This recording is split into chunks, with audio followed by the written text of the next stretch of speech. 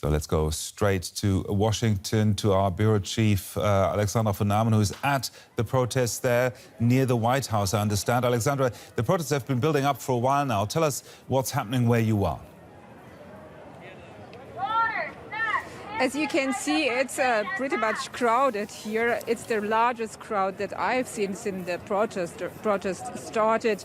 Maybe we can show you how people are still arriving here. Those people marching right now are coming from the demonstration in front of the Capitol Hill. I learned they marched across the city, and now they are here at the White House, to be more precise, at Lafayette Square. That is in the direct neighborhood of the White House. And as you can see, more and more of them are arriving. Alexandra, this is, of course, an anti-racist protest, but protesters have very clear demands there as well, don't they? Yes, they want justice for George Floyd. They want the officers involved in his death to be punished, to be convicted.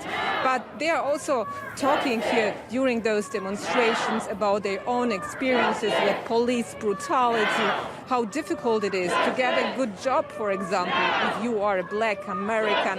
I talked to many people here, and they told me that they really hope that there can be a real change in the U.S. And you can now hear chanting, "No justice, no peace."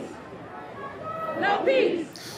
Alexandra, of course, this is a protest that was sparked by the death of George Floyd, by police brutality, really. How strong is the presence of police there, and also the possible presence of the military there?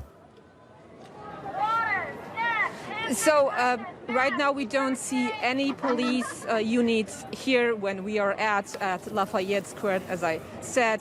Of course, we saw a lot of federal forces directly at the White House, Secret Service, National Guard, and police forces. But here, none of them. This is a very peaceful protest. I have the impression that the police are trying not to show themselves, not to interfere with those peaceful protests. We saw just an hour or so ago DC's mayor here. She addressed the crowd. She was talking about those protesters.